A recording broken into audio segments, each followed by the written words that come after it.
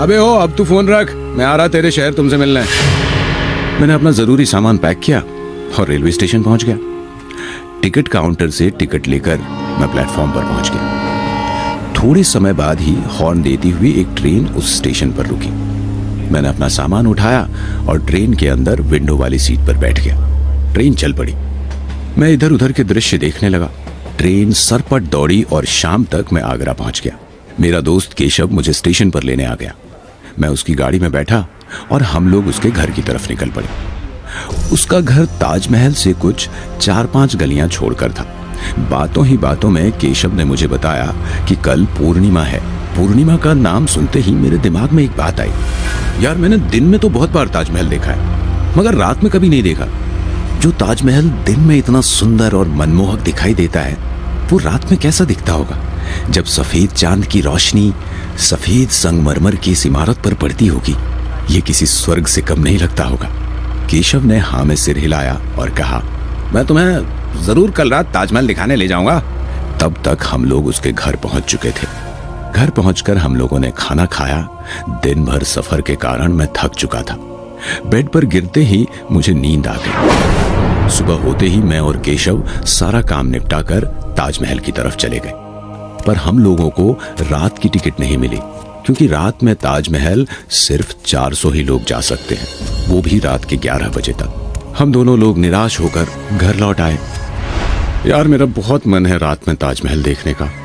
तू तो यहीं रहता है, कोई तो रास्ता होगा रात को ताजमहल जाने का। एक गुप्त रास्ता मुझे पता है, पर बहुत रिस्क है यार। मैंने केशव को जोर देते हुए कहा, चल ना यार, चलते हैं। चल फिर, हम लोग रात के 11 बजे के बाद जाएंगे। धीरे धीरे रात हो गई। हमने टॉर्च उठाई और हम दोनों लोग चल दिए ताजमहल की तरफ। मैं केशव के पीछे पीछे चल रहा था। केशव और मैं गुप्त रास्ते से चलने लगे, जो कि ताजमहल के पीछे से था। चलते चलते हम लोग ताजमहल के अंदर पहुंच गए। ताजमहल के अंदर बहुत अंधेरा था। दिन में ये ताजमहल अंदर से जितना अच्छा लगता है, रात में उतना ही वीराना और खतरनाक लगता है। मानो जैसे कि रात की ये चुप्पी कितने ही राज अपने अंदर समाये बैठी। फिर मैंने और केशव ने अपनी टॉर्च ऑन कर ली और धीरे धीरे आगे बढ़ने लगे। मैं जल्दी से बाहर पहुंचना चाहता था, क्योंकि मुझे ताजमहल के गुंबद पर पड़ते चांद की रोशनी देखनी थी। उस रात हमारे जूते की टप टप एक डरावनी आवाज पैदा कर रही थी। चलते चलते हम लोग एक बड़े हॉल में पहुंचे। हम दोनों की टॉर्च कभी बंद हो जाती, कभी फिर से ऑन हो जाती। अचानक से हम दोनों की टॉर्च बंद हो गई और वहां फैल गया एक घोर अंधेरा।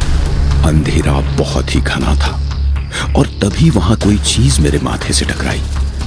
मेरे बदन में सिहरन दौड़ गई।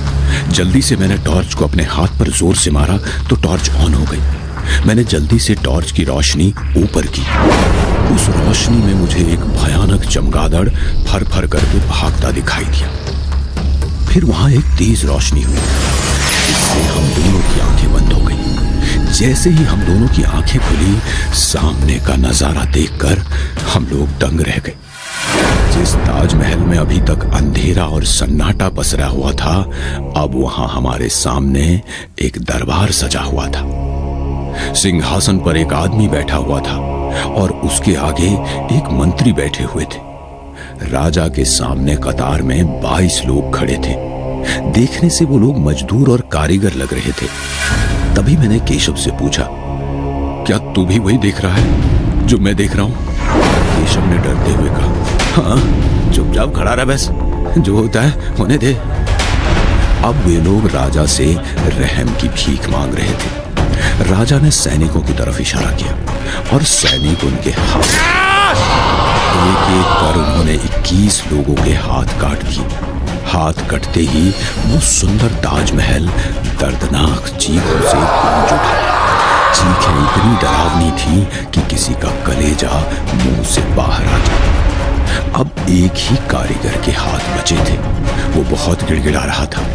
जब सैनिक उसके हाथ काटने आए तो वो उन्हें धक्का देकर बाहर की ओर भागा। सैनिक भी उसके पीछे दौड़े। देखते देखते सब लोग उठकर दौड़ने लगे। तभी मैं और केशव भी उनके पीछे दौड़े। मैंने देखा कि वो आदमी ताजमहल के मेन गेट को चीरते हुए पास की यमुना नदी में कूद गया। उसके कूदते ही वे सब लोग भी गायब हो गए। उनके गायब होते ही हम लोग भी होश में आ गए। तभी मैंने केशव से कहा, यार जल्दी चल यहां से। पर केशव वहां से हिल ही नहीं रहा था, बस चुपचाप नदी की ओर देखे जा रहा था। मैंने उसे पकड़कर जोर से हिलाया। तब उसने मुझे धक्का देकर दूर फेंक दिया और नदी की तरफ दौड़कर उसमें कूद गया। उसके कूदते ही मैं तेजी से दौड़ा और उसे बचाने की कोशिश करने लगा। मैंने उसकी तरफ हाथ बढ़ाया। केशव ने मेरा हाथ पकड़ा। उसकी आंखें एकदम लाल हो चुकी थी, जैसे कि उसकी आंखों में किसी ने जलता हुआ कोयला रख दिया हो। उसने मुझे भी अपनी तरफ खींच लिया। मैं भी नदी में गिर गया। मेरी आंखों के आगे अब अंधेरा छा गया। थोड़ी देर बाद जब मेरी आंख खुली तो मैंने अपने आप को किसी के केबिन में पाया। मैंने इधर उधर अपनी नजर दौड़ाई। केशव भी मेरे साइड में लेटा हुआ था। मैंने केशव को जगाया। फिर मुझे किसी की केबिन की तरफ आती हुई जूतों की टक टक सुनाई दी। वो एक वॉचमैन था। उसने वॉचमैन वाली ड्रेस, एक डंडा और सिर पर एक टोपी पहन रखी थी। उसका चेहरा बहुत ही डरावना और खड़ूस लग रहा था। उसने आते ही हम लोगों से पूछा, तुम लोग इतनी रात को यहाँ क्या करने आए थे? क्या तुम लोगों को पता नहीं रात में यहाँ आना वंचित है? फिर भी तुम लोग बहुत किस्मत वाले हो जो उस भूत से बच गए।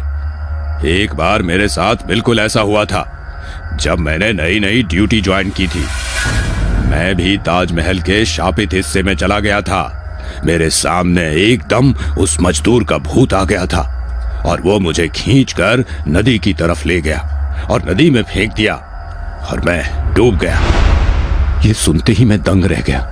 मेरे पैरों के नीचे से जमीन खिसक गई। फिर वो वॉचमैन एक डरावनी और रहस्यमयी हंसी हंसने लगा। देखते ही देखते उसका चेहरा एकदम सफेद पड़ गया और आंखें बाहर आ गई। फिर उसने हम दोनों को पैरों से पकड़ा और खींचकर यमुना नदी के पास ले गया और एक जोरदार झटके से नदी में फेंक दिया। अगले दिन सुबह सुबह टीवी चैनलों पर एक ही न्यूज चल रही है। रात में चोरी छुपे ताजमहल देखने गए 2 युवकों की नदी में डूबकर हुई रहस्यमयी मौत।